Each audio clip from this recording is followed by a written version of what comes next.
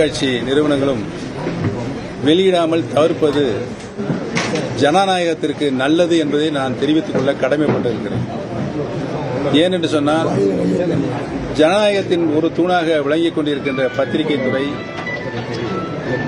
தொலைக்காட்சி செய்தி மற்றும் இந்த யூடியூப் இவர்களெல்லாம் பலவாறாக தங்கள் எண்ணங்களின்படி மக்களின் எண்ணங்களாக பிரதிபலிக்கின்ற ஒரு அபாயகரமான சூழல் நிலவிக் கொண்டிருக்கிறது.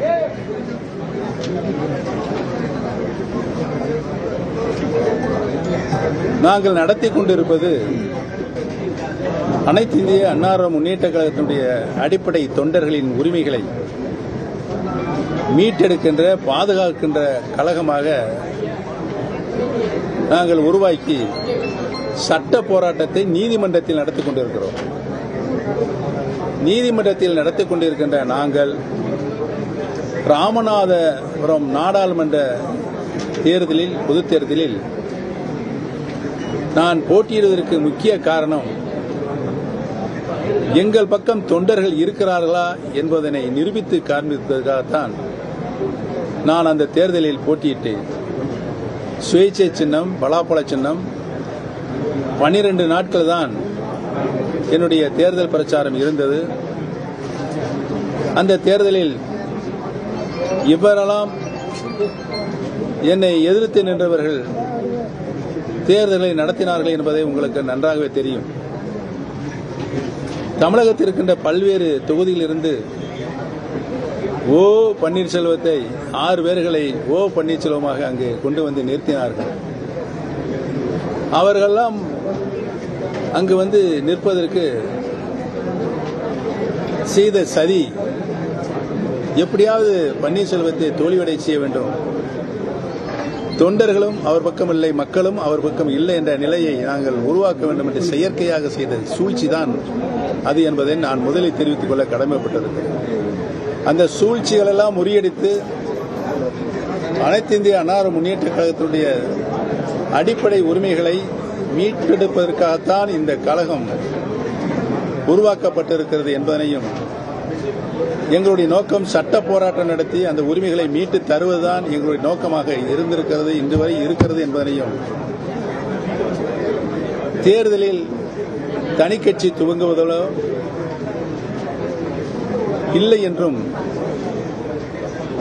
தேர்தலில் போட்டியிடுகின்ற முடிவினை இன்னும் நாங்கள் எடுக்கவில்லை என்றதும், அனைத்து இந்திய பிரிந்து கிடக்கின்ற அனைத்து இந்திய அண்ணா முன்னேற்ற கழகத்துடைய சக்திகள் யாராலும் வெல்ல முடியாத இயக்கமாக புரட்சித் தலைவி அம்மா அவர்கள் உருவாக்கினார்களோ அந்த சூழ்நிலையை மீண்டும் உருவாக்க வேண்டும் என்பதனுடைய சட்ட போராட்டம் தான் எங்களுடைய போராட்டம் என்பதனையும் நான் முதலில் பத்திரிகை மற்றும் தொலைக்காட்சி நண்பர்களுக்கு தெரிவித்துக் கொள்ள கடமைப்பட்டிருக்கிறேன். தேவையில்லாத குழப்பங்களை தொண்டர்கள் மத்தியிலும் பொதுமக்கள் மத்தியிலும் உருவாக்க வேண்டும் என்று உங்களை நான் மெத்த பணிவோடு கேட்டுக்கொள்ள கடமைப்பட்டிருக்கிறேன். மனதின் குரலாக நான் சார்ந்திருக்கின்ற என்னுடைய பிறப்புரிமை பெற்ற தேனி மாவட்டத்தில்,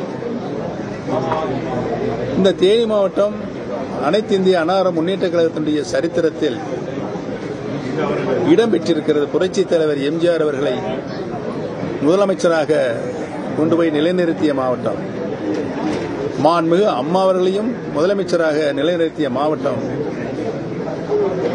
தேனி மாவட்டம். அனைத்து இந்திய அண்ணா முன்னேற்ற கழகத்தினுடைய கோட்டையாக இருந்த மாவட்டம். இந்த மாவட்டத்தை சார்ந்தவன் என்ற முறையில் இந்த சட்ட போராட்டம் நடத்தி மீட்டெடுக்க வேண்டும், கழகத்தினுடைய சட்ட விதிக்கு ஊறு ஏற்பட்டிருக்கிறது என்பதை நினைத்துதான் என்னோடு தமிழகத்தில் இருக்கின்ற 88 கழக ரீதியான மாவட்டங்கள் இருக்கின்ற மாவட்ட கழக செயலாளர்கள், நிர்வாகிகள், பொறுப்பாளர்கள் அனைவரும்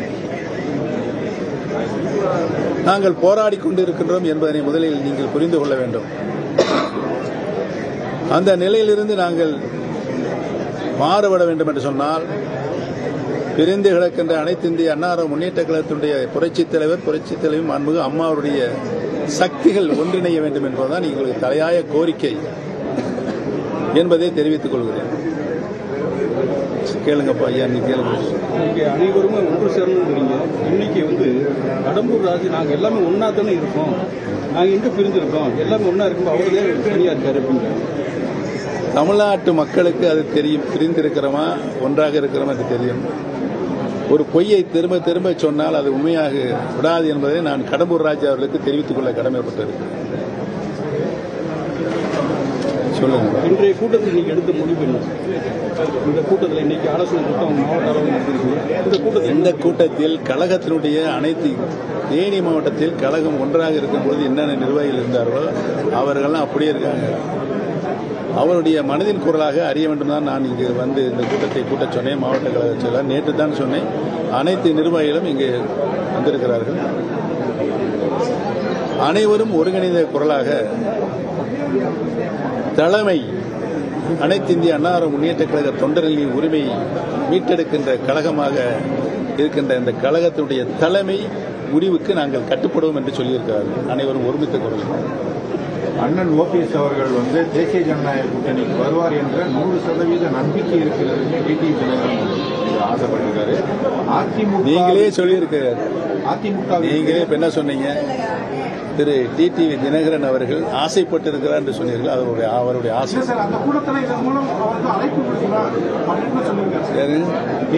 அது நட்பின் அடையாளமாக அவர் அந்த அழைப்பை விட்டிருக்கிறார். தேசிய ஜனநாயக கூட்டணி வேறு யாரும் அழைப்பு பன்னீர்செல்வம் அவர்களை இந்த அளவுக்கு உயர்த்தி கொண்டு போய் சேர்த்த அதிமுகவிற்கு அவர் நன்றிக்கடன் செய்ய வேண்டும் என்றால் இது ஒரு நல்ல வாய்ப்பு. தேசிய ஜனநாயக கூட்டணியில் இணைவதுதான் நல்ல வாய்ப்புன்னு அவர் சொல்லியிருக்கார். நான் ஒரு கருத்தை சொல்றேன். இன்றைக்கு திரு டிடிவி தினகரன் அவர்கள் என்னுடைய அருமை அண்ணன் திரு எடப்பாடி பழனிசாமி அவர்கள் ஜனநாயக கூட்டணியில் வெற்றி பெற வேண்டும், அனைத்து இந்திய அண்ணா கூட்டணிக்கு ஆட்சி பொறுப்பில் இருக்க வேண்டும் என்று சொல்லியிருக்கிறார். அதைத்தான் நான் திரும்ப சொல்கிறேன். இன்றைக்கு எதிரும் புதிருமாக இருந்த டிடிவி தினகரன் அவர்களும் எடப்பாடி பழனிசாமி ஒன்றிணைந்திருக்கிறார்கள் ஜனநாயக கூட்டணியில். அவர்கள் நினைத்தால், யார் நினைத்தால், திரு டிடிவி தினகரன் அவர்கள் நினைத்தால் இன்றைக்கு எடப்பாடி பழனிசாமி அவர்கள் கையில் யார் கையில் இருக்கு? அவர் கையில் இருக்குது.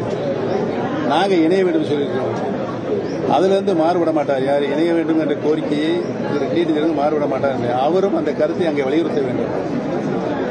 நானே இணையம் தானே சொல்றேன், அவரை இணையம் சொன்னால் இணைஞ்சு இல்லாமல அந்த வேலையை செய்தால் ஆட்டோமேட்டிக்காக அனைத்து இந்திய அண்ணா முன்னேற்ற மாபெரும் வெற்றி அடையும். தேசிய ஜனநாயக கூட்டத்திலிருந்து இதுவரைக்கும் யார் உங்கள்கிட்ட சேர்றதுக்கு முயற்சி பண்ணிருக்காங்க? அதெல்லாம் ரகசியம், பரம ரகசியம். சார், இதுவரைக்கும் எந்த முடிவும் எடுக்க மாட்டேங்குன்னு உங்களோட ஆதரவாளர்கள் தான் நிறைய திமுகவுக்கு எல்லாமே போயிருக்காங்க சார்.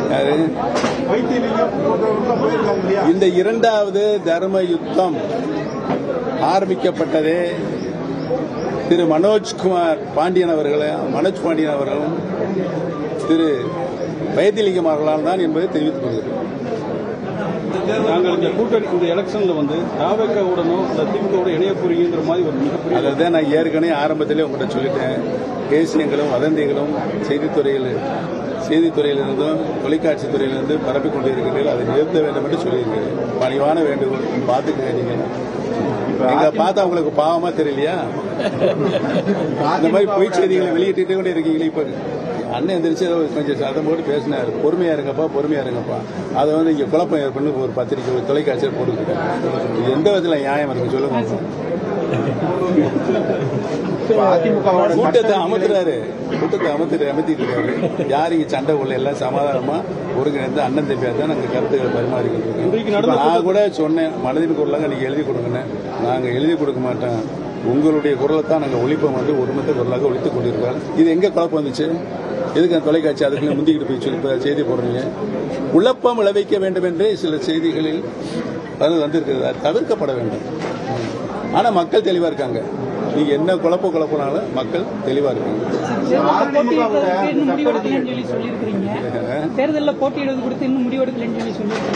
இல்ல தேர்தலை போட்டியிடுவதற்காக இந்த இயக்கம் தொடங்கவில்லை. நீங்க எல்லாம் புரிஞ்சுக்கிறணும். கழகத்தினுடைய சட்ட விதியை மீட்டெடுப்பதற்காக சட்ட போராட்டம் நீதிமன்றத்தில் நடைபெற்றுக் கொண்டிருக்கிறது. நீங்களா இப்பதான் சொன்னேன், நீங்களா ஒரு கருத்தை திணிக்காதீங்க. தமிழக மக்கள் எடுத்து தொடர் திணிக்காதீங்க சொல்றேன். ஏன் முன்னாலே உட்காந்து நீங்க திணிக்கிறீங்க? எப்படி சொல்லுங்க? சொல்லுங்க. எந்திரிச்சு பேச நல்லா முன்னாடி வந்து டிடிவி என்ன செஞ்சாங்க, அதிமுக ஸ்லீப்பர் செல் இருக்குன்னு சொன்னாரு. ஆனா இப்ப அவர்கிட்ட கேட்கிற போது ஸ்லீப்பர் செல் எல்லாம் லைவ் செல் ஆயிடுச்சு, நாங்க அண்ணன் தம்பிய சண்டை போட்டாலும் ஒன்னு சேரும் சொல்லிருக்காருல்ல. நான் ரெடி திரு டிடி சிதம்பரம் அவர்களும் அவருடைய அருமை அண்ணன் திரு எடப்பாடி பழனிசாமி அவர்களும் ரெடியா கேட்டு சொல்லுங்க.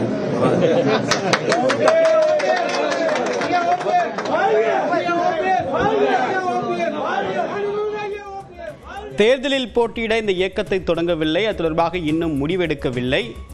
அதே நிலையில் ஒன்று சேர்வதுதான் மீண்டும் அதிமுகவுடைய அந்த விதிகளின் அடிப்படையில் அனைவரும் ஒன்று சேர வேண்டும், தொண்டர்களுடைய அடிப்படை உரிமைகள் மீட்டெடுக்கப்பட வேண்டும் என்பதுதான் இந்த இயக்கம் தொடங்கப்படுவதற்கான நோக்கம். அதுதான் தற்போது வரைக்கும் நான் வலியுறுத்தி வருகிறேன். பங்காளிகள் இருவரும் ஒன்று சேர்ந்து விட்டார்கள் என்ற ஒரு கருத்தை செய்தியாளர்கள் முன்வைத்த போது, ஒன்று சேர்ந்து விட்டால் அனைவரும் கட்சிக்குள்ளாக இருக்க வேண்டும், ஏன் என்டிஏ கூட்டணியில் குள்ளாக இருவரும் தனித்தனியாக இருக்கிறார்கள், நான் சேருவதற்கு தயார், அதற்கு அவர்கள் தயாரா என்பதை கேட்டு சொல்லுங்கள் என்று தற்போது பகிரங்கமாக சொல்லியிருக்கிறார். வந்து கடம்பூர் ராஜு நாங்க எல்லாமே ஒன்னா தானே இருக்கோம், நாங்க எங்க பிரிஞ்சிருக்கோம், எல்லாமே ஒன்னா இருக்கும், அவரே தனியா இருக்காரு அப்படிங்கிறாங்க. தமிழ்நாட்டு மக்களுக்கு அது தெரியும், பிரிந்திருக்கிறோமா ஒன்றாக இருக்கிறோமா அது தெரியும். ஒரு பொய்யை திரும்ப திரும்ப சொன்னால் அது உண்மையாக விடாது என்பதை நான் கடம்பூர் ராஜு அவர்களுக்கு தெரிவித்துக் கொள்ள கடமைப்பட்டிருக்கிறேன். சொல்லுங்க. இன்றைய கூட்டத்தில் நீங்க எடுத்த முடிவு என்ன? இந்த கூட்டத்தில் இன்னைக்கு ஆலோசனை கூட்டம் மாவட்ட அளவில் நடத்திருக்கீங்க. இந்த கூட்டத்தில் கழகத்தினுடைய அனைத்து தேனி மாவட்டத்தில் கழகம் ஒன்றாக இருக்கும்போது என்னென்ன நிர்வாகிகள் இருந்தார்களோ அவர்கள்லாம் அப்படியே இருக்காங்க. அவருடைய மனதின் குரலாக அறிய வேண்டும் தான் நான் இங்கு வந்து இந்த கூட்டத்தை கூட்ட சொன்னேன். தலைமை அனைத்து இந்திய அண்ணா முன்னேற்ற கழக தொண்டர்களுடைய தலைமை முடிவுக்கு நாங்கள் கட்டுப்படுவோம் என்று சொல்லியிருக்கிறார்கள். அனைவரும் ஒருமித்த குரல். அண்ணன் ஓபிஎஸ் அவர்கள் வந்து தேசிய ஜனநாயக கூட்டணிக்கு வருவார் என்ற 100% நம்பிக்கை இருக்கிறது டிடிவி தினகரன் ஆசைப்பட்டிருக்காரு. நீங்களே சொல்லியிருக்கிறார். அதிமுக நீங்களே இப்ப என்ன சொன்னீங்க? திரு டிடிவி தினகரன் அவர்கள் ஆசைப்பட்டிருக்கிறார் என்று சொன்னீர்கள். அவருடைய ஆசை அந்த கூட்டத்தில் இதன் மூலம் அவருக்கு அழைப்பு கொடுத்தீங்களா அப்படின்னு சொல்லுங்க. அது மூலமாக அவருக்கு